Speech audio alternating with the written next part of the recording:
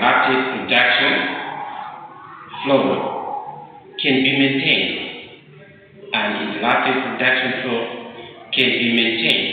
Full stop. Insufficient stock. Insufficient stock not only pause the production.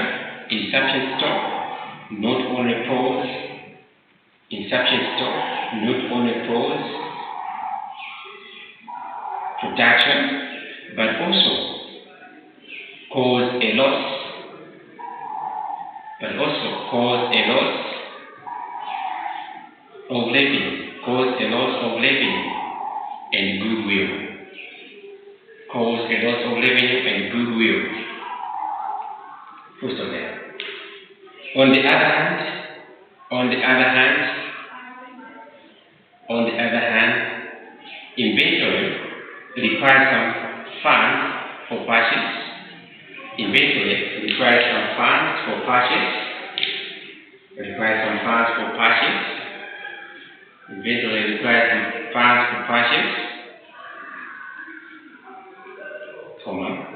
Storage, maintenance of materials. Storage, maintenance of materials. With the risk of obsolescence. With the risk of obsolescence, that is OBSOLESCE,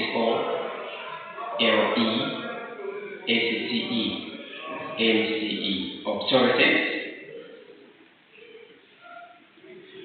Beverage, etc. Full stop. Beverage, etc. Full stop. Beverage. P-I-L-F-E-R-A-G-E.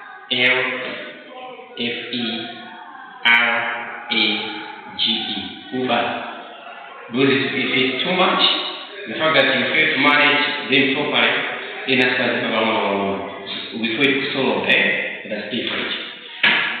So in this case, we are saying maintain what?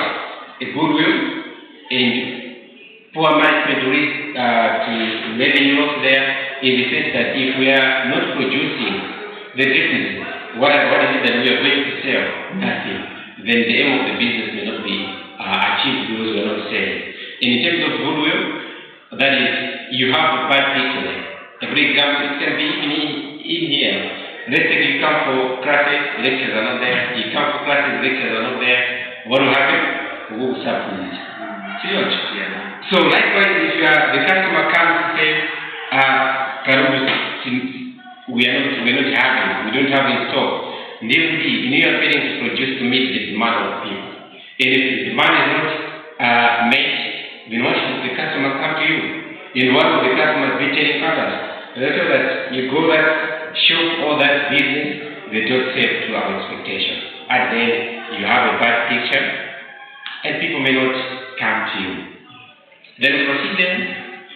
We say, here is a first of them. Then you write a trade-off between stock out, a trade-off between stock out, a trade-off between stock out and overstocking is required.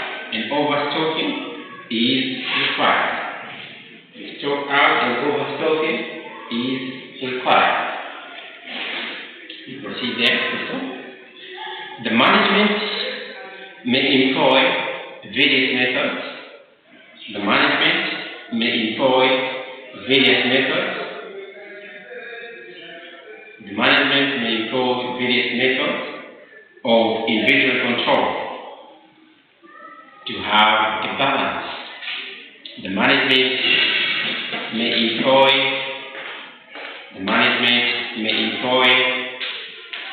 various methods of inventory control to have a balance. Full stop. Management may adopt the following basis of inventory control. Management may adopt the following basis of inventory control. So like this.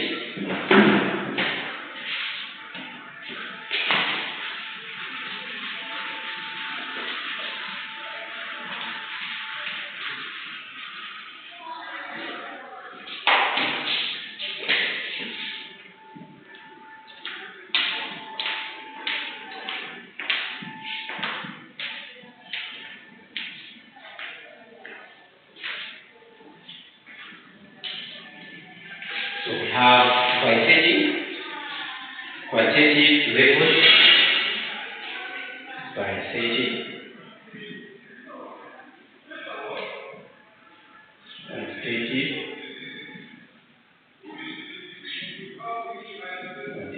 levels. Then we also have on the basis of relative classification.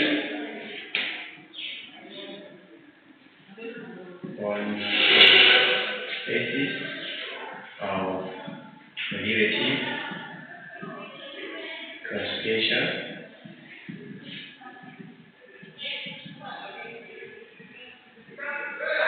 Then we also have using measure and weights.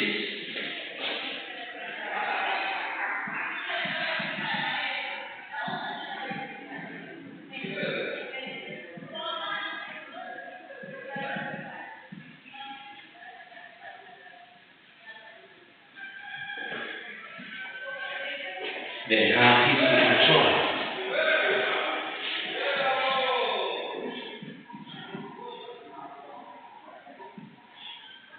Physical control. So if you look at these kind of methods, they're the ones that you use so that is you balance to overstocking and out of stock. As I've already said, all our focus is to ensure that we understand that in the course of serving our customers or our business objectives at all costs, we do not completely run out of stock.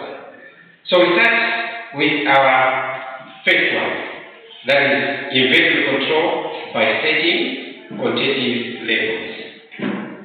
I'll finish this.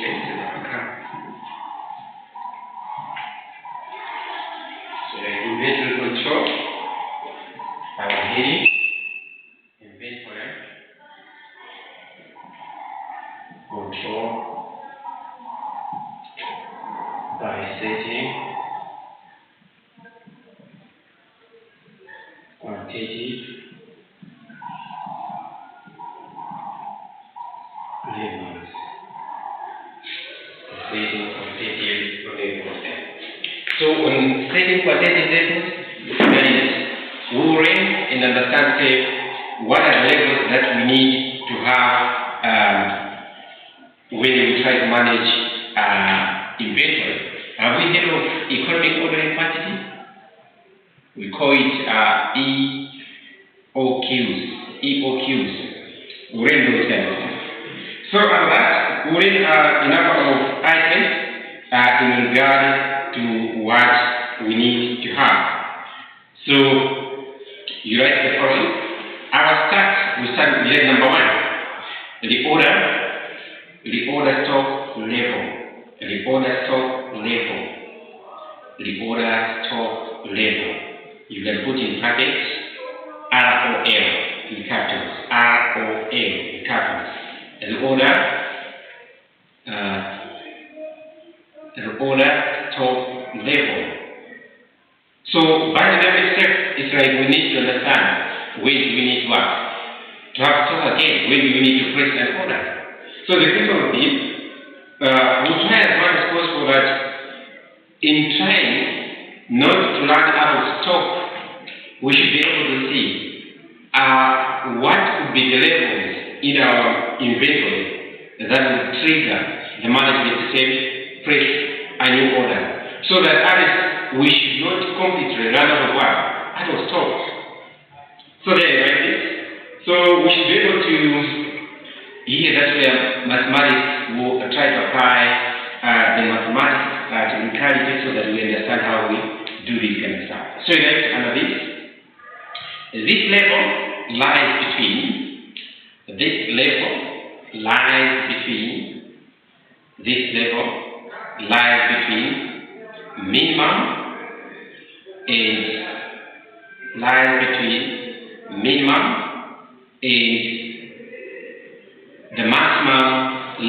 minimum and the maximum levels, in such a way, minimum and maximum levels, in such a way that before the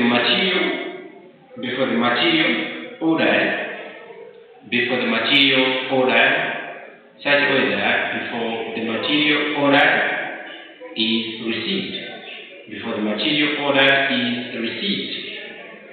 into the stores, before the material order is received into the stores, the sufficient quantity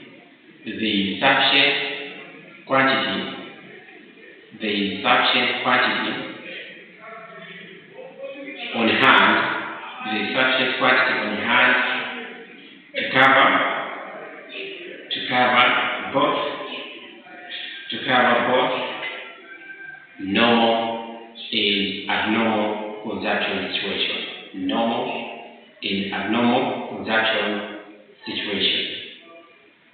normal and abnormal consumption situation. Food. In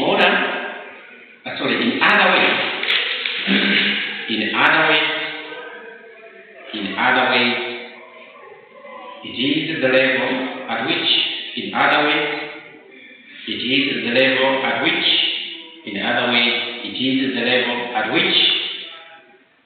flesh odor should be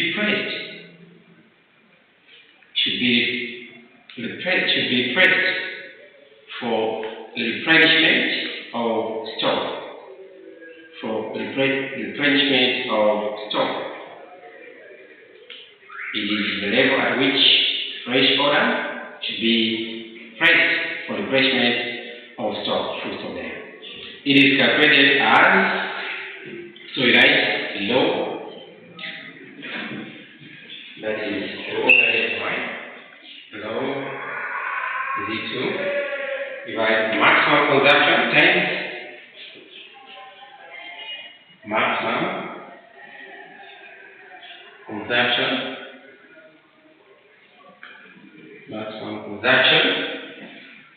times maximum reorder period times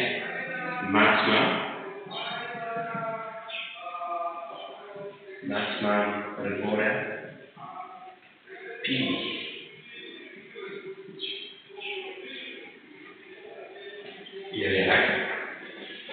That's how we find the reorder level. And then for us, so you write maximum consumption is equal to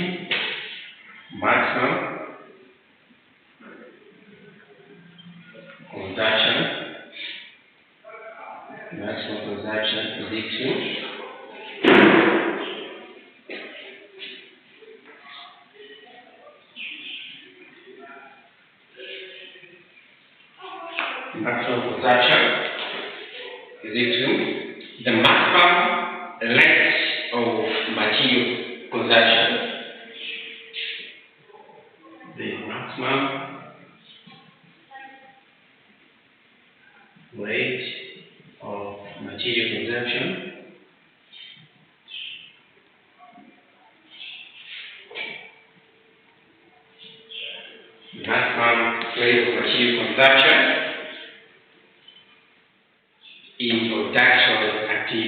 in production activity.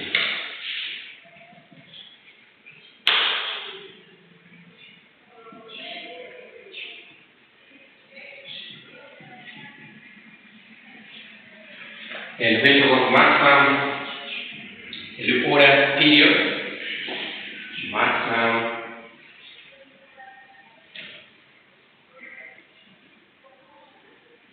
reorder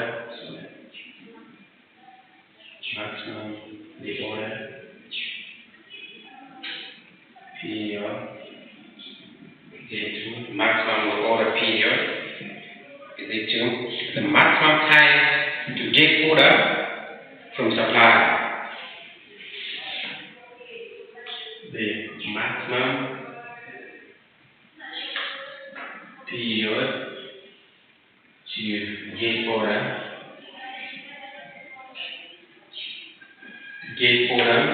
maximum period to get order from suppliers to the stores.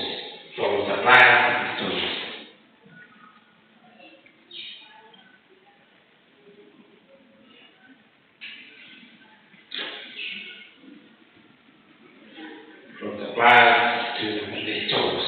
So maximum consumption is calculated in percentages? Yes. So here, okay, no, here what we are just interpreting, right? Here it's like, what we like to know is, when do we need to have a new stock, right? Let's say we already have others, and they're being consumed as we are producing. The question will be, what should be the level in the stock that we have, so that others can go forward a new batch. So let's say this is the formula. We need to have, so we know this one will be the determinant of what level we need to have. So let's say maximum consumption, that means we should be able to know when we are producing what is the maximum quantity that we need to have. That maximum quantity that we need to have in that should be what? Should be multiplied by the here of be given days or months. So you look at what? The maximum period to get what? Another order. So these things will be given. So all what we need to know is, we just have to understand which of the order level, when should we what? How do we calculate? So that means in calculating this, we need to know these elements or these variables. So there, you proceed. You also like this. This can also be calculated. This can also be calculated alternatively as below. Alternatively as below. That means we need to also have another formula for the order level.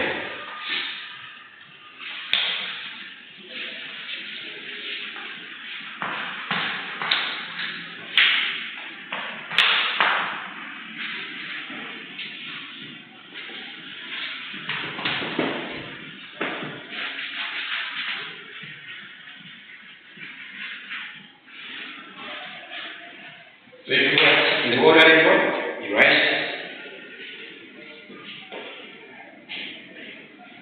the order level is equal to maximum stock level, maximum stock level, maximum stock level plus open brackets. Average rate of consumption, that's open bracket, average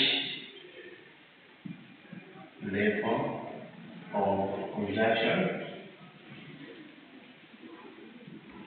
average level of consumption, average should be average rate, not level, rate of consumption times average in order period, average rate of consumption and average level rate of average reorder period, average reorder period, average reorder period. So we can use those two formulas. Then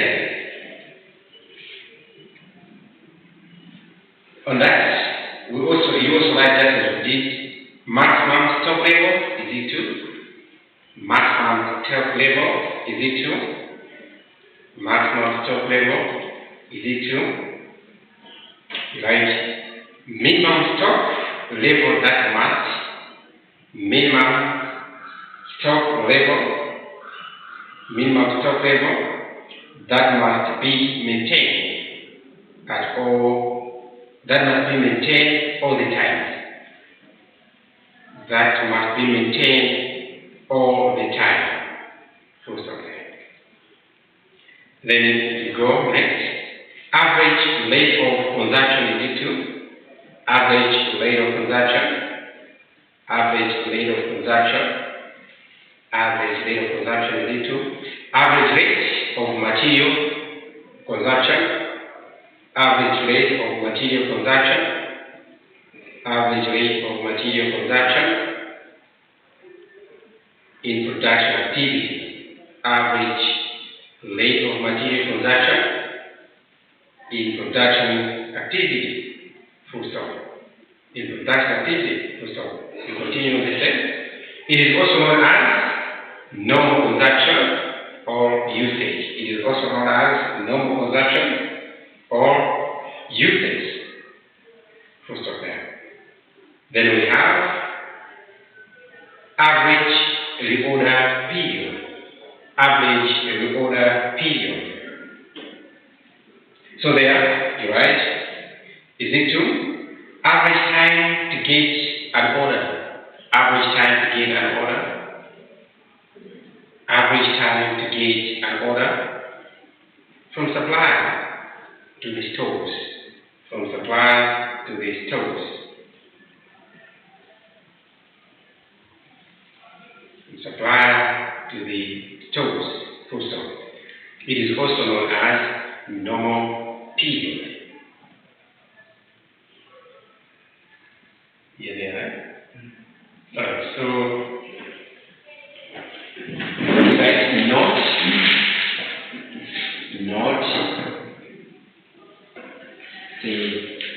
the order period is also known as lead time.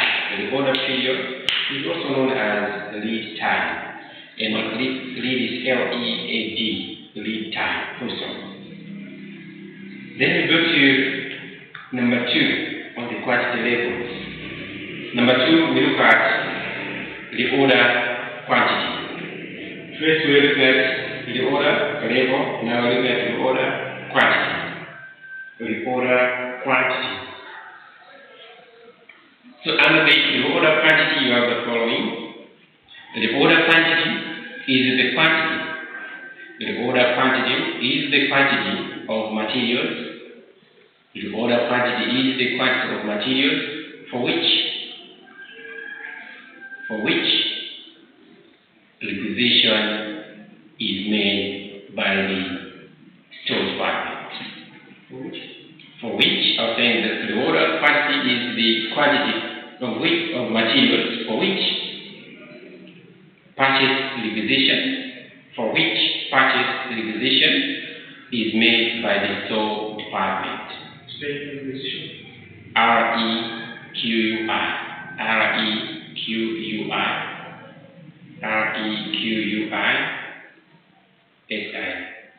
Requisition is made by the store department. Full stop. While stating the quantity to be reordered,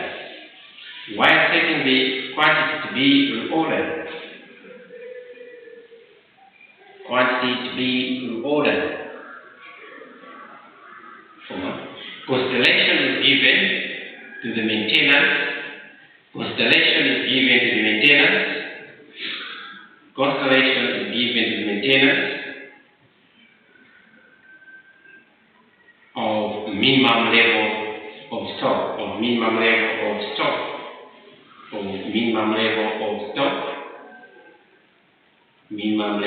stock, comma, the order levels,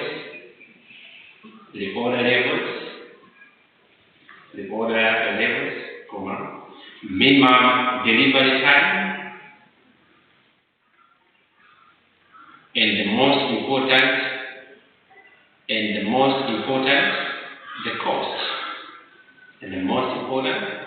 the cost. Full stop. Hence, the quantity should be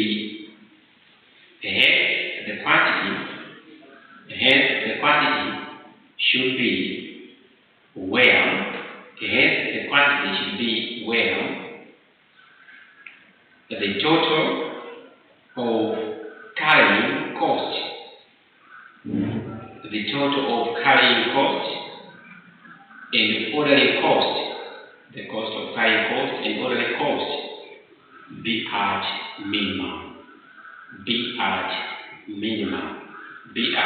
minimum. Full stop. For this purpose, an economic order quantity should be calculated. an economic quantity should be calculated. An economic order quantity should be calculated. So in short, we talk of the order quantity. We look at a situation where those who are managing stock, we talk of the stock managers or the storekeeper, they should be able to live like a report to the authority so that the authority will be preparing to place orders so that they can have what? They can have the new stock in. And if you look at that, then we need to look at the economic order quantity, where we'll try to focus to say having a reasonable cost to whatever stock that you like to have, considering transportation as well as storage cost there. So you write economic order quantity. Economic order quantity. In brackets EOQ, economic order quantity. That's just 3. No. Yes. Economic order quantity. You put EOQ. So like the size of an order for which the size of an order for which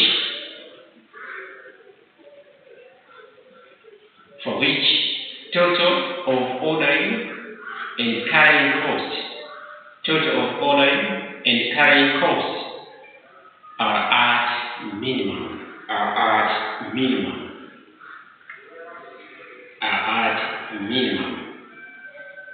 Is that right? So you write ordering cost. What do you think ordering cost is all about? The amount of money that you pay for ordering something. Yes.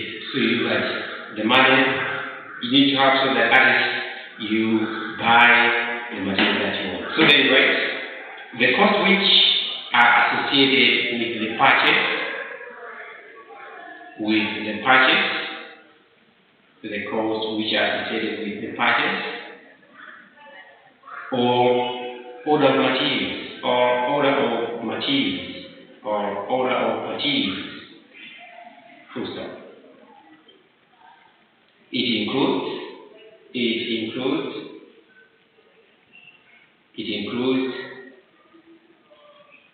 cost to invite quotation.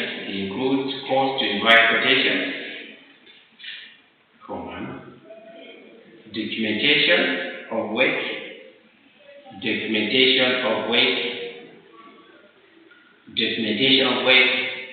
like preparation of purchase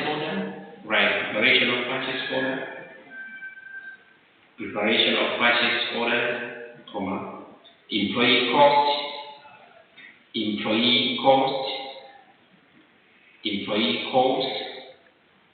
directly attributable,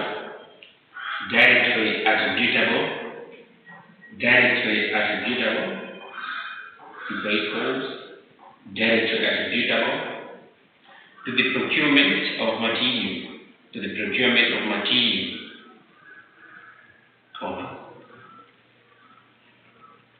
transportation, and inspection of cost. So in this case, what you do that, you just look at all the expenses or costs that are likely to incur in order to have the material for that. Then you also like another cost, you talk of carrying cost, carrying cost.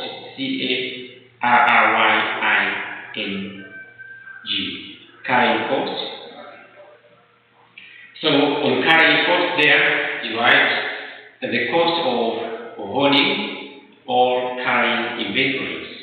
The cost of holding or carrying inventories. The cost of holding or carrying inventories in store. The cost of holding or carrying of inventories in store. Full stop. It includes the cost of funds invested It includes the cost of fund invested in inventories, the cost of fund invested in inventories, comma, cost of storage, comma, insurance cost, obsolescence, etc. So in short here, when we were planning costs, we're not only looking at the transportation, but the cost that you're likely to incur as you keep those stores. So definitely, if you look at costs like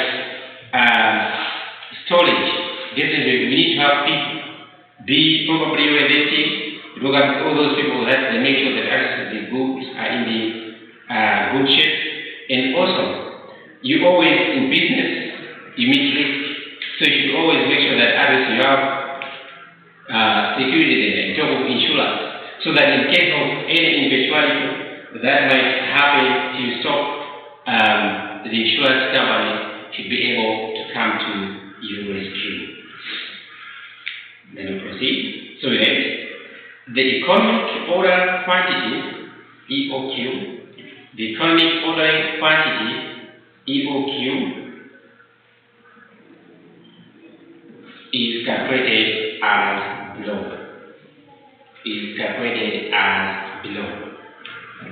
So there we have economic ordering quantity is calculated as the square of,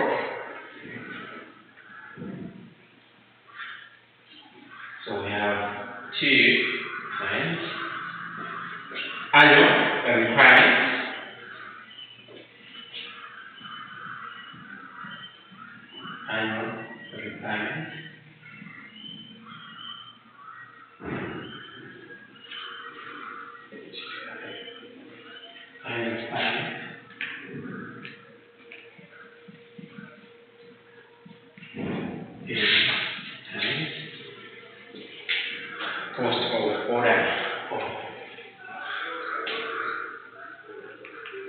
cost of order.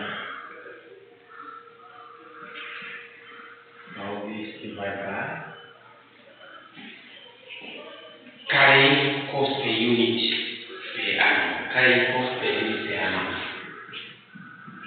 Carrying cost per unit per annum. Carrying cost per unit per annum.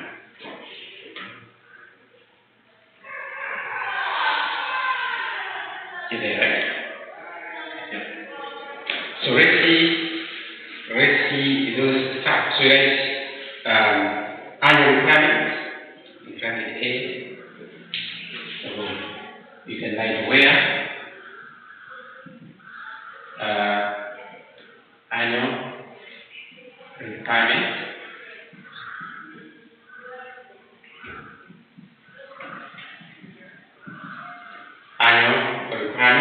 Right there, it represents demand for raw materials.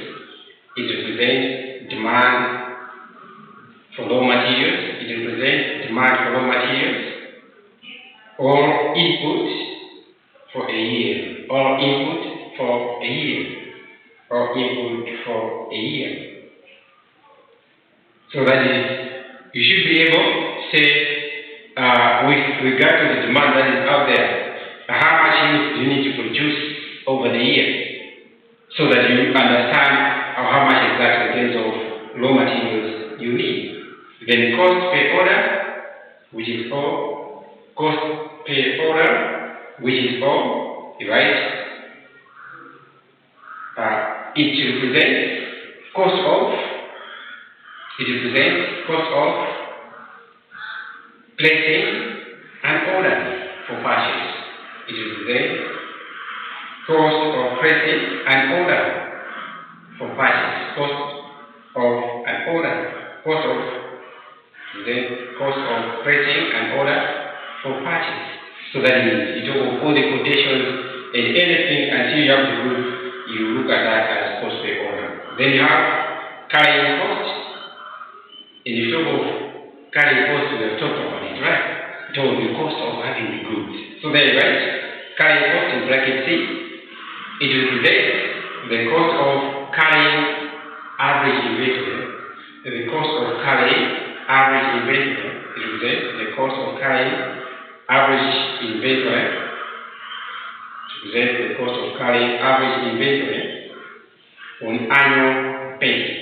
On annual basis. Let's look at assumptions and laying equal Q. Assumptions and laying economic ordering quantity. Economic ordering quantity. So there on the assumptions were these. The calculation of economic order, the calculation of the economic order of material, to be purchased, order of material to be purchased, the calculation of economic order of material to be purchased is subject to the following assumptions. Number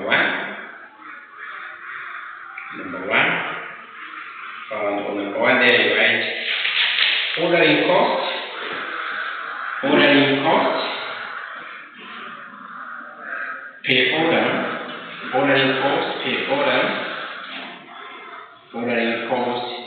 per order, and carrying cost per unit, per annum. Carrying cost per unit per annum. Carrying cost per unit per annum are known and they are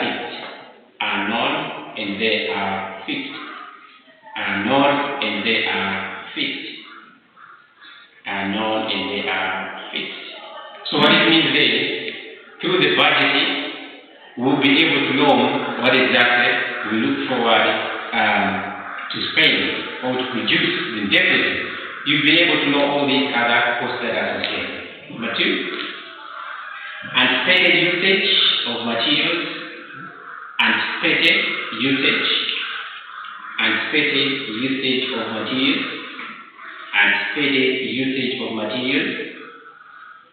in units is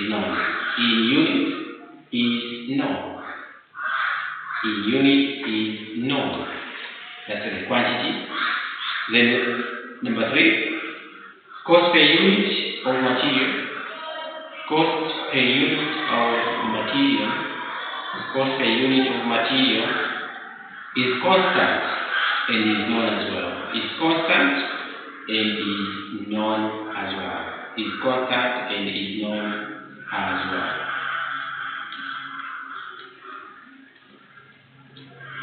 Then number four there, right? The quantity of material ordered. The quantity of material ordered is received. The quantity of material ordered is received immediately. The quantity of material ordered is received immediately. The quantity of material ordered is received immediately. You write that is the lead time is zero. That is the ordering quantity. The order level is zero. Let's try to have an example so that we see how best we can apply this stuff. Remember, we're still not ordering quantity, right? Alright. So then you write example. In an example there you write compute economic order quantity total variable cost. Compute. Sorry. I've skipped. I wanted to start with the very first one. Right. Sorry, you write calculate the economic order quantity from the following information. Calculate the economic order quantity from the following information.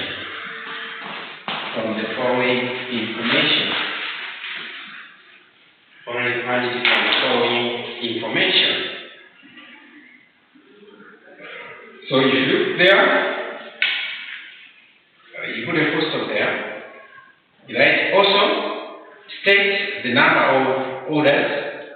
Also, state the number of orders. Also, state the number of orders to be placed in a year.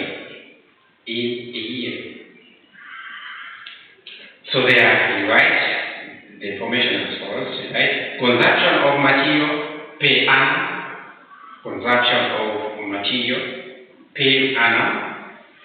Consumption of material per annum.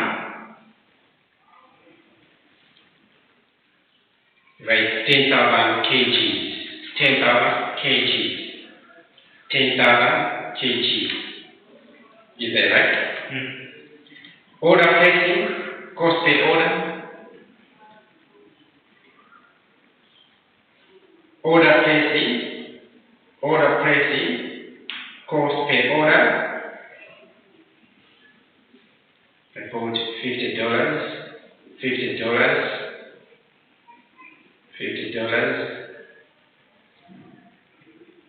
Then you have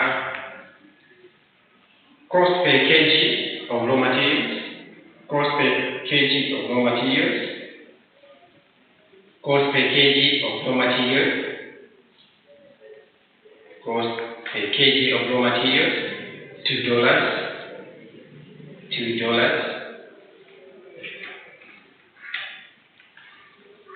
Lastly, storage cost.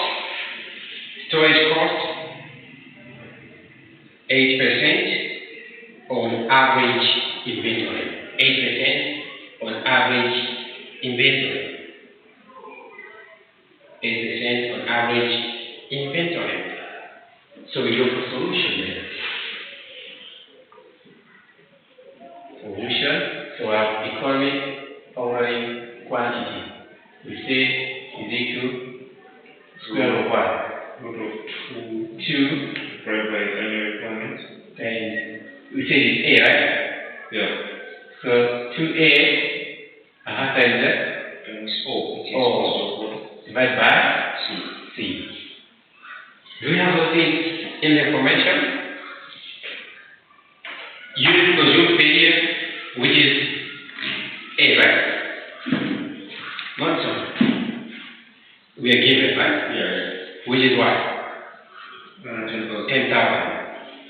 And order cost per ordering cost per order? That's 50. $50, right? And what else? Then we have $2. We have what? C is what? Inventory carrying cost. And so that's 8%. 8%. So how do we go about it? So that is 2 times 50 times what? 10,000. Times 10,000. 2 times 50 times 10,000. Divide by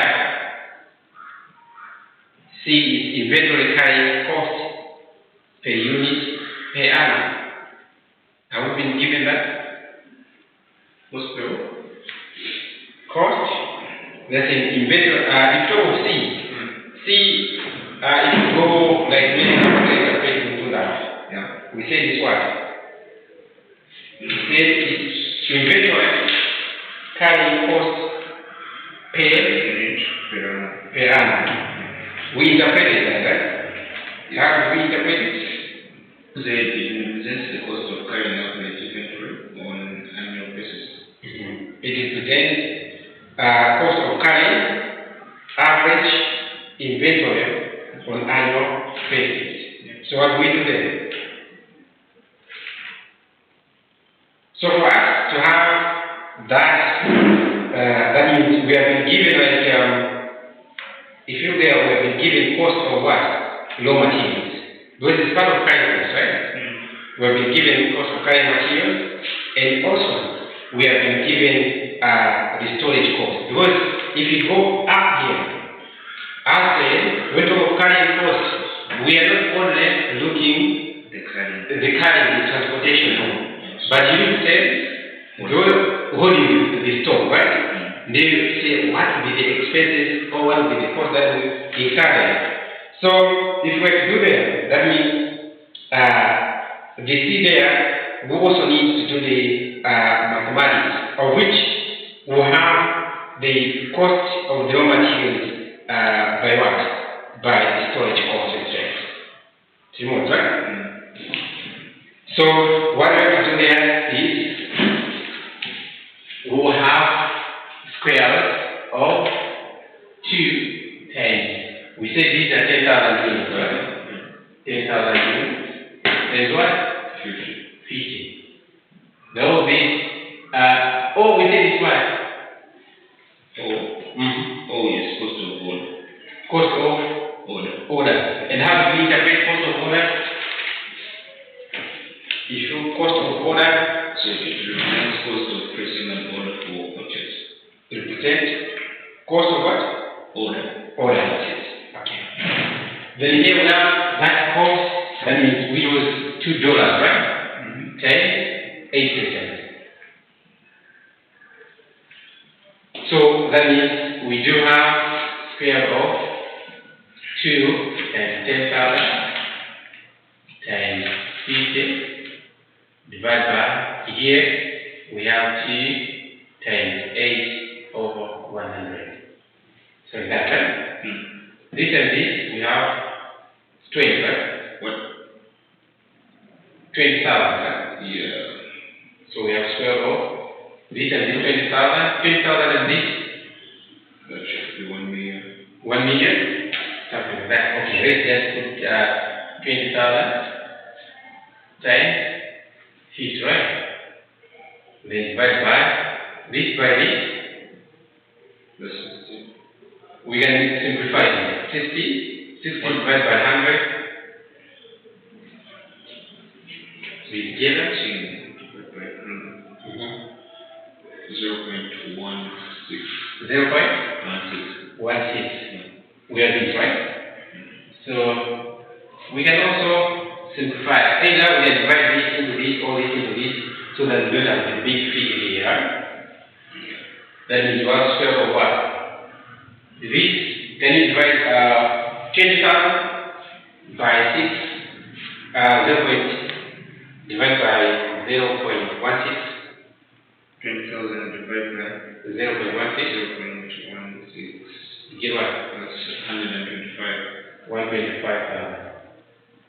125,000. That's 6, right? Yes.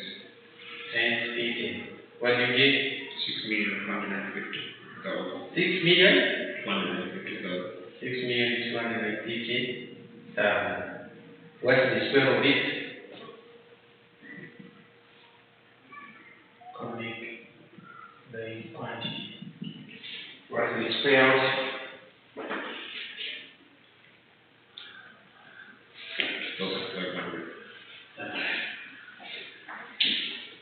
kg now? 2,000? 500. So this should be the inventory. If we are to not to waste much or to cost much, that should be the inventory that we need to spend. We need to order.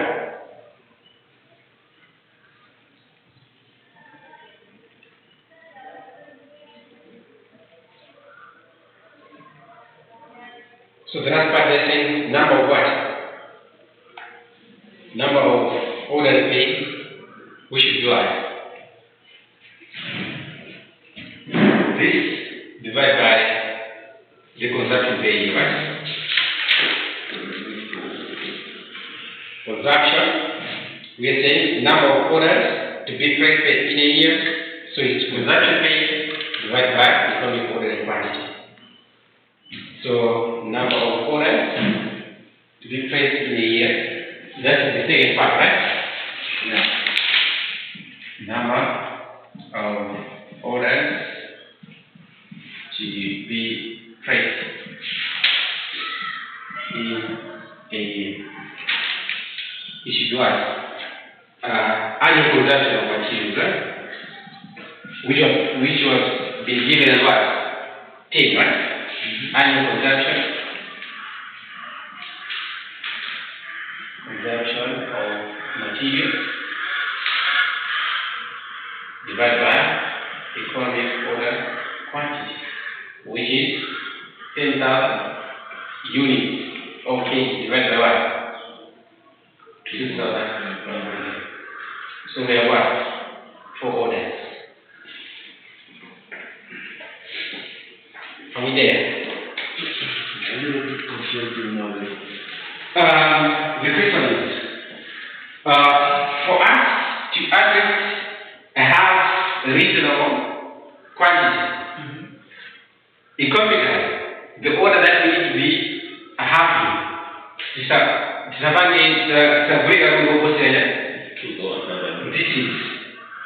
best for us if we are to place any order. But in a year, we have been told with the information that we need to consume how many units? The 80. 10,000 units. So if in a year we have to have 10,000 units, if we have to place an order with the ordering this, then how many orders we need to have in a year? You get it? Yeah. With the yeah. Alright, let's have this as homework. We'll carry on in our next meeting from that.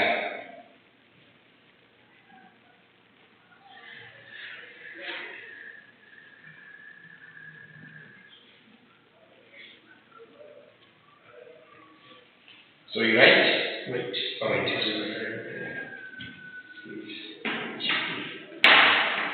Sister is given. Alright.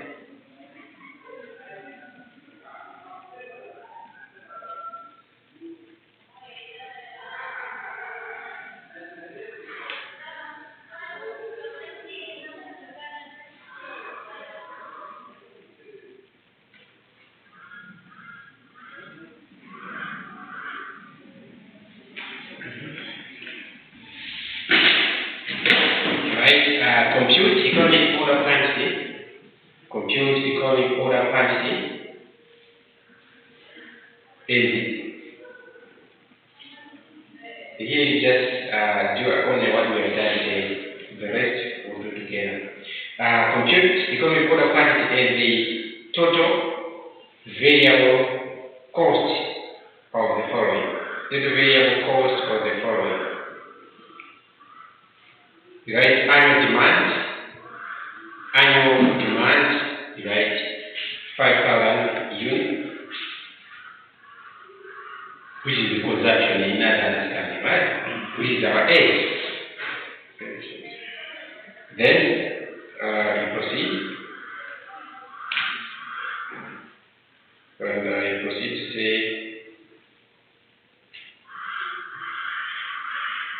unit price. $20, unit price, $20, order cost, $16,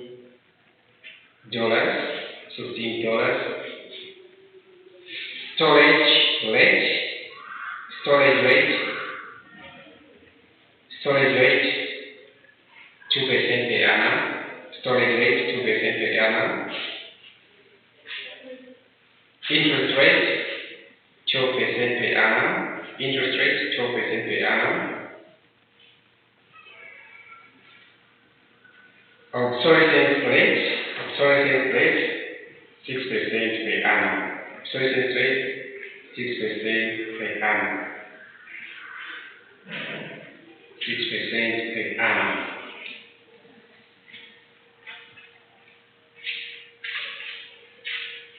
Anyway, determine the total cost that would result. Determine the total cost that will result. Determine the total cost that will result for the items that result for the items if an incorrect price, of $12.80 or $12.80 is used. Of $12.80 is used. $12.80 is used. So just on that, just do the economic order quantity, but the rest is used.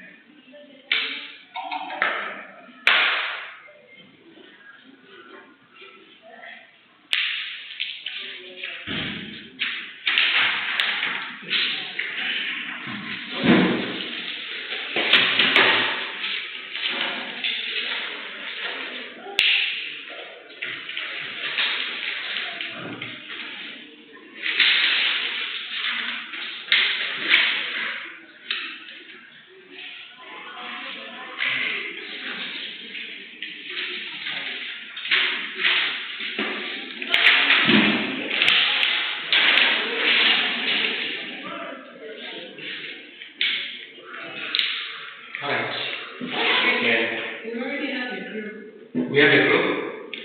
Oh, I'm there? Oh. Still recording.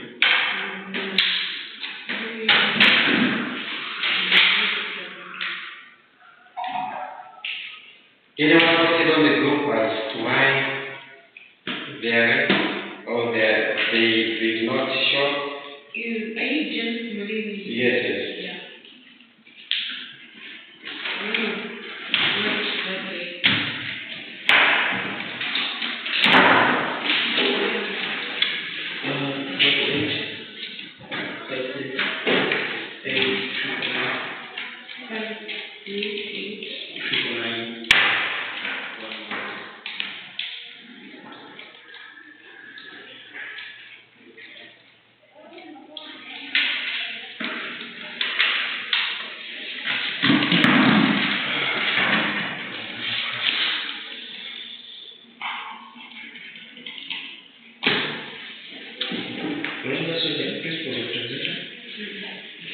What's your name, subject? Margaret. Oh.